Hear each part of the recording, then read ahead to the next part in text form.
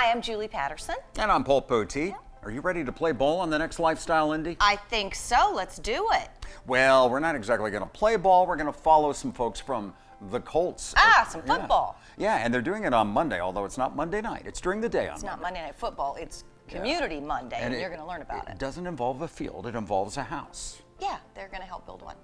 And we're going to go out on the water after that. Boating, and we're going to learn about boat safety. You need to think about it with the summer just ahead of us. There are things people do they shouldn't do. Yeah. Isn't that life in a nutshell? Pretty much. Pretty much. Yeah. One thing you should do if you like a little taste of the world is go to the International Marketplace. Oh my gosh, it's a fascinating place. Not only can you taste delicious things, they've got cool gifts from all over the world. And we've got a cool person who brings you the world every morning on Fox 59, Angela Gannot. Nice transition. She does as their news broadcaster. Also the July Lifestyle Indy magazine cover girl. We're going to introduce you to her this evening. So we got it in the magazine. We got it on the radio. We've got it on TV right now. Let's go. Lifestyle Indy.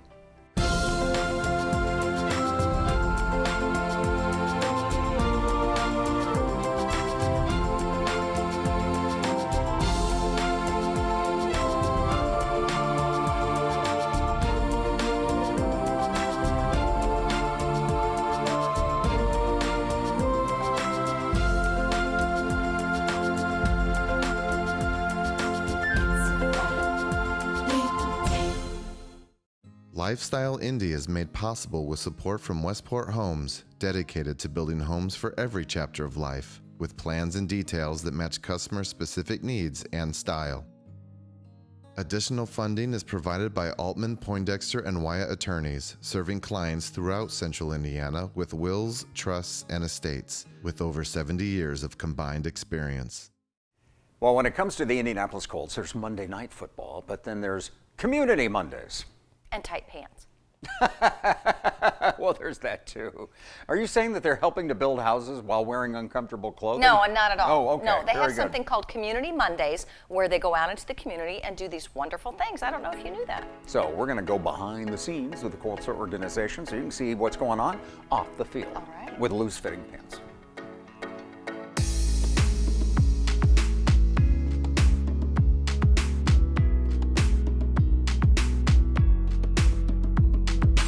We're really excited for our 9th annual Habitat for Humanity panel build.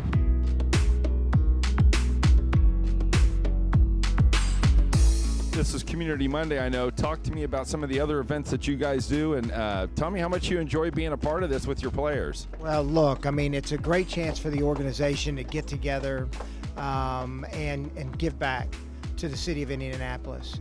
Mr. Irsay makes a big point, and that we want to give back to the community, want to make a difference. Our organization wants to make a difference, and all the things we do are hard to name. I mean, between Books for Youth, Thanksgiving, Habitat for Humanity, there's a ton of events that we have that we're trying to give back and serve and help and make a difference in the community. And are all of your players involved on this Community Monday, or do you kind of segment it out, or do you have anything to do with that? No, we segmented it out. So right now it's almost all the front, almost all football. We'll separate, because we got mini camp coming up. So we'll work for about 3 hours. We'll have another shift of people come through, players, business staff, but everybody in the organization gets involved. To be able to give back and to help others, we got a great platform, and we want to use it for the right reasons.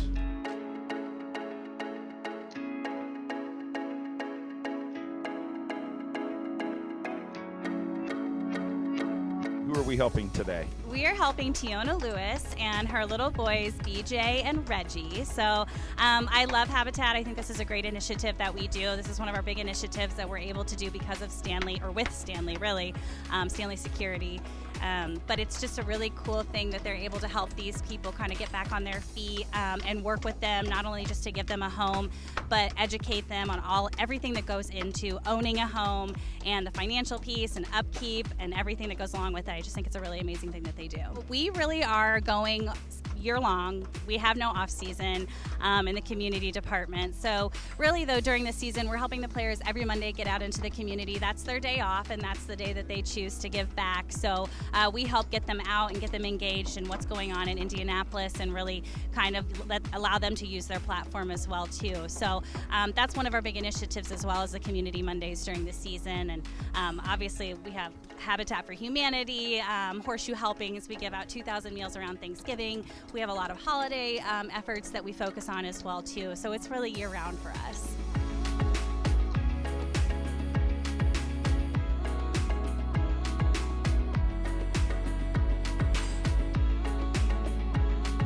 This is exciting. They do a great job of pulling everybody together. Everything's set up, organized well, and then as an organization, we can come in and can make our contribution.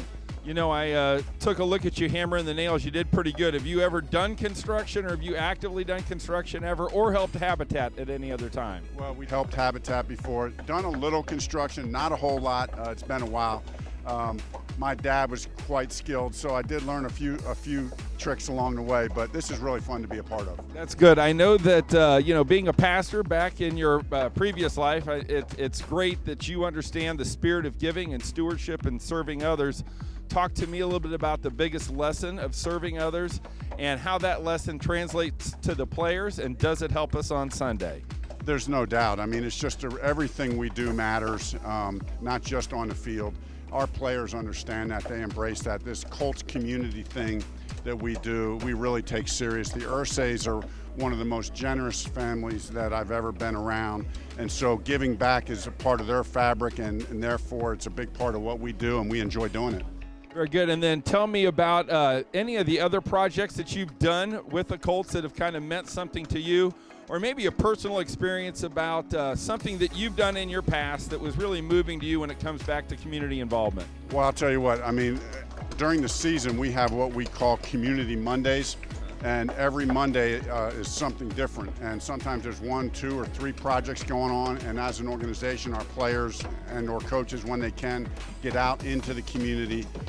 Last year there was such good involvement. Again, it's just fun to be a part of, but really at the end of the day, it's the players, their involvement, that get people fired up, and not only seeing them out there in the field doing their thing, but giving back in the community has been pretty special. And Coach, just you know, to sum up, talk to me about what's the mantra this year for the Colts. What are you guys focused on? What are you telling yourself every day? What's the message that you're giving your players? Well, you know, we're always going to have the mantra of, you know, getting 1% better, 1-0. That's just kind of how we live. You know, that's where we live every day. But really, you know, this year's a little different, where last year the expectations were so low. So now we really have to get dialed in and focus in on not getting caught up with the higher expectations, on really just coming to work every day, to do our job, get better, and really just win the day. And that will carry us where we want to go. Very good. Well, I will look forward to seeing you in the Super Bowl this year, now that expectations are high. Speaking of expectations. Exactly. So I just want to thank you for your time with LifeStyle Indy. Thank you for all you're giving back to our community. We're honored to have you as our coach. Thank you. All right. Thanks. This is Glenn Bill for LifeStyle Indy. You ready to hit the water, Julie? Always. Yeah. I'm a water person. I love it. Love The swimming. problem is sometimes people are hitting something else before they hit the water. You know what I mean?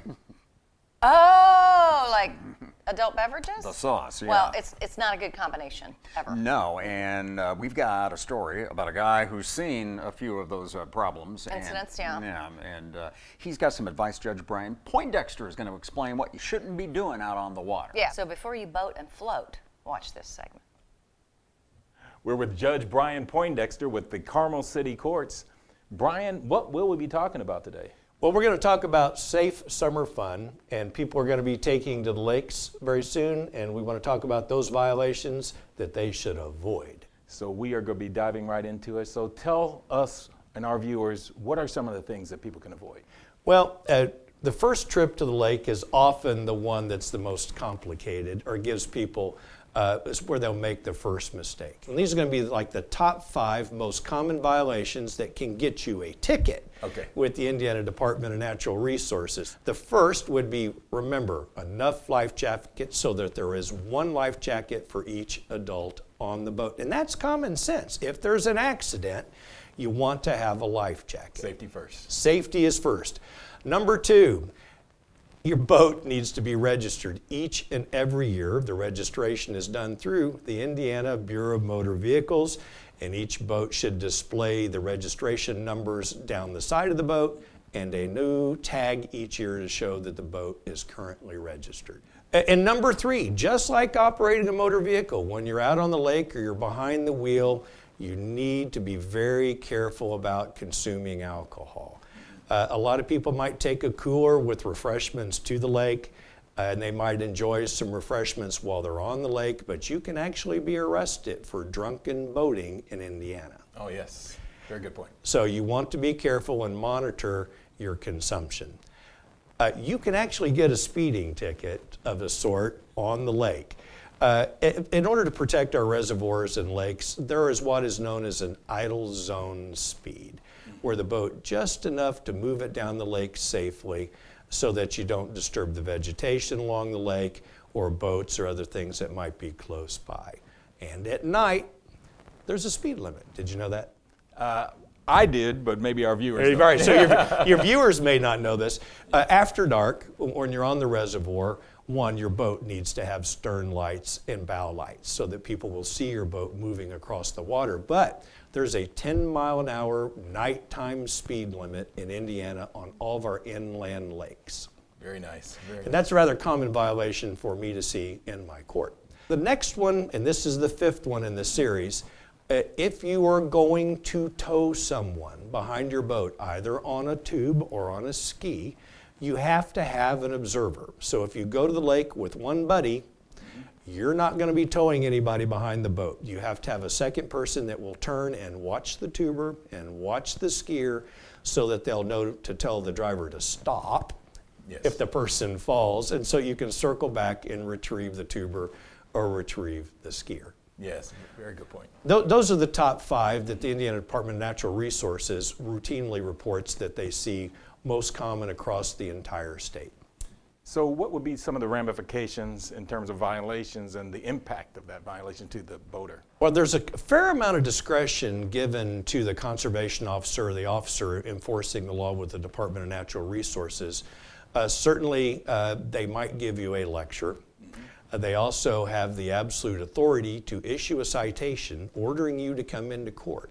Most of the violations today, with the exception of drunken boating, most of the violations are an infraction. Often a Class C infraction, punishable by a fine of up to $500 per occurrence, plus court costs. And court costs are currently $135. Oh, wow. And they can be expensive. Yeah. Now, if you were charged with a criminal offense, such as drunken boating, well, you could end up in jail. You could end up with your driving privileges suspended and a host of other problems that would best to be avoided. Very good, Judge. I certainly appreciate that. I'm sure our viewers do too. Well, thank you for having me. Yeah, no question. Glad to join us today. Judge Brian Poindexter with us talking about boat safety tips and being careful out there on the lakes. This is Kevin Kimbrough, LifeStyle Indy. Well, Paul, you know, an international marketplace is a very busy place, right? Hustling, bustling, lots of stuff going on. We're going to take you to one locally with a lot of different countries and things represented. I think you're really going to enjoy it. We're going to get the whole wide world without having to go to the whole wide world. Right in your hand. Such a deal. Yeah.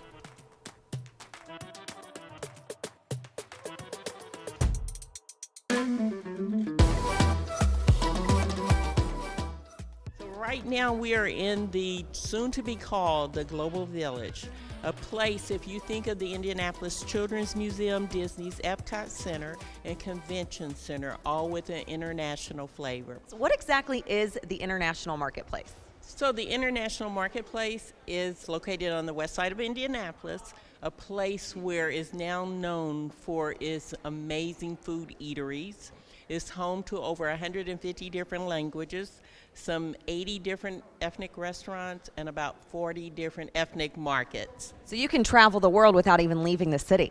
Absolutely you can, and that's the best part. You can travel the world. If you get out of your car and go into the businesses, you will leave these United States and you can go to Yemen, you can go to India, you can go to Nigeria, because the businesses, the insights of them take on their native land. What are different ways that you kind of put a hug around all of these business owners and really embrace the international marketplace? So today is a great example. Today is the Taste the Difference Festival, our 12th Taste the Difference Festival. Here you can come and really eat yourself around the world for a mere $15. We have some 20 plus restaurants. I think we're close to 25 or so from different countries. You can experience it through cultural booths and performances. Now, a lot of times when we hear about the international marketplace, we do think of food first, but there's lots of different shops and boutiques. Tell us about some of those. Oh my gosh. So, do you want something from different parts of Africa or the different Latino communities? Some of the best shops are here in the international marketplace. I belong to the Cologne, Germany Sister Cities Committee. So we have a partnership between Cologne, Germany and Indianapolis. And we have sponsored partnerships with the firefighters and librarians and jazz musicians. So it's been, this year especially is the year of Germany. And so we're doing a lot of exciting projects and programming and festivals throughout. And what do you think people could learn from experiencing something like an exchange? It's just a wonderful way to see how the other half, to get around, get a chance to participate in life in a different country and experience the culture and get to know the people, and you find out everybody's the same. It was a wonderful feeling. I felt very at home. It was such a wonderful experience, and I wouldn't trade it. What is a sister city exactly? Yes. Sister Cities, basically what it is it's a people-to-people relationship. It started with President Eisenhower, so it's a federal program. And he believed that the way to bring people together after World War II was to build people-to-people relationships from United States abroad. So you don't have sister cities within the United States, if that makes sense. You have it with the United States and another country. So it's a people-to-people relationship. It's typically formalized through the mayor's offices or the city leadership of each of the cities. And it's typically characterized by like an MOU, a memorandum of understanding that's signed between the two cities. And that basically organizes committees that serve both one here locally and one abroad, and they interact together to see how we can build stronger relationships, whether it be sending students to come experience Indianapolis for 2 weeks, whether it be sending a firefighter to see how Indianapolis Fire Department does their job. It can be a lot of different things, and so that's kind of what it is.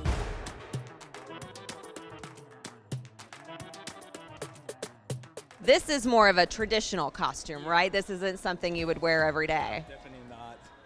Is that something that people get confused about too, you think? Yeah.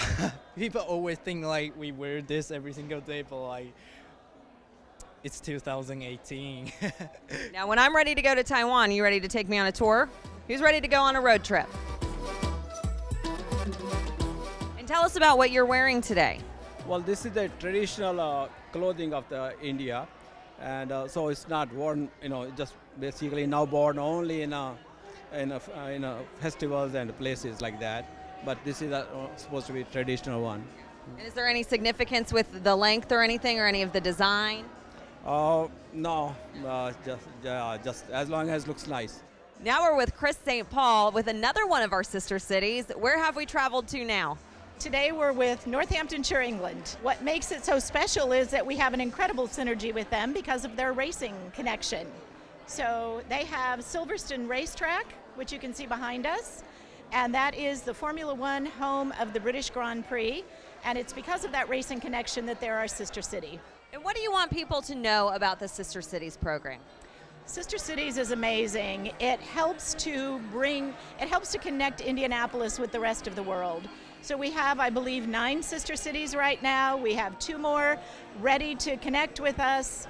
And it gives us the opportunity with sister cities to bring that culture to the people of Indianapolis, and vice versa, to bring Indianapolis to the rest of the world. Today we've traveled the world without even leaving the city. Thanks for coming along. We bring interesting people to the show for our audience to meet. This one is very familiar, the faces anyway. You have to get up pretty early in the morning to outdo Angela Gano, because she's been doing the morning shift, as we've done many years. Yes, she has. For a few years herself. She's very fascinating and very photogenic. She's going to be on our July Lifestyle magazine cover. And she's about to be on your TV screen. That's right. And she's been working on a story for 2 years. 2 years? Yeah, 2 years. You'll find out what it is in this segment. It's your phone? My phone is all the way You off. sure it's not your watch? I don't have a watch on. Let's check. Are you awake right now? Is something? Are you guys You are doing awake. something? Is it your heart? You got your pacemaker? My phone is all the way off. Let me see that thing. There's no alarm set. Throw it against the wall. That'll do it. Oh, wait, It's no. not your phone. Oh. I was going to say. It's the iPad. Timer I was done. like, wait a minute. That's not making noise. We both There we sat go. here and we're trying to figure this out. We were Googling it. I'm like, are you kidding me? How could that be happening? That's hilarious. Blonde. Hey guys, I'm trying not to fangirl today, but Fangirl, I am with Angela Gano. I mean, this is a big time for anybody who lives in Indianapolis. Thank Fox you. 59 morning anchor. It's because I'm old and I've been doing it Well, for a we while. all, I mean, we know your face, we know the voice. You get in your routine of the mornings, and you've been doing this. It's funny that you say that about the voice. I was in Florida a couple years ago, no makeup on, just off the beach, looking rough. Okay, like jeans short. I mean, it was just a wreck. And all of a sudden, somebody turns around and they said, "Angela Gano?" And I went, "Oh, help me." With your hat. I recognize your voice. And I went, "Oh no," you know. But they were kind. But it was funny because they said, "I recognize your voice." I'm like, "Yeah, there was nothing about this right now that you would have thought this was me." But you are a staple in this city. What is it about Indianapolis that it made you want to call this place home for this it long is and raise your home. family Yeah, here? it is home. So I was born and raised here, lived in Brownsburg since the time I was 2, and through college, went to Indiana University, graduated Brownsburg High School, went to IU, and made my tour around from Lafayette to South Bend to Columbus, Ohio, and then had the opportunity to come back to Indianapolis. Met my husband, who's from Pennsylvania, in Carmel at the time when we were living. Then, once I got pregnant, we moved back to the house I grew up in. And so my daughter, for the first year of her life, had my room growing up in Brownsburg. Wow. So it is home. And so we wanted to stay here because my family's here.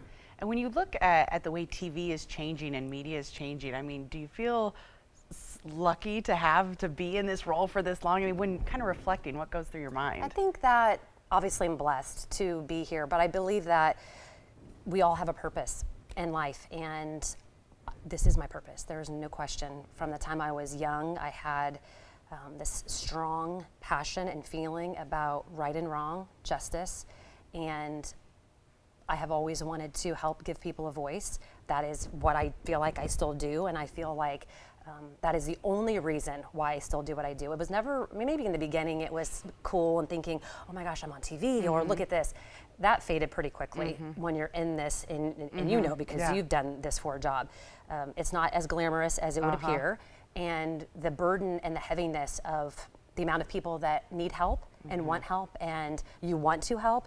If somebody feels like they can't get an answer to something, they have something that's hurting them in their life, or something that they need help with, I feel like that is my purpose. I have a big story that I'm working on for 2 years that has not made television yet, and it's part of, this explains it really well, is there is a gentleman that is in prison, and I believe that there's a pretty good chance that he is innocent, and he has been trying to get a DNA test, a rape kit that was taken many years ago that the police lost. It bothers me to my core, and it hurts me, and to have the opportunity to at least maybe find that kit and have it tested to find out if he is telling the truth or not, I feel like that is my job. That is my purpose. Not just a job, but that's what I was made to do.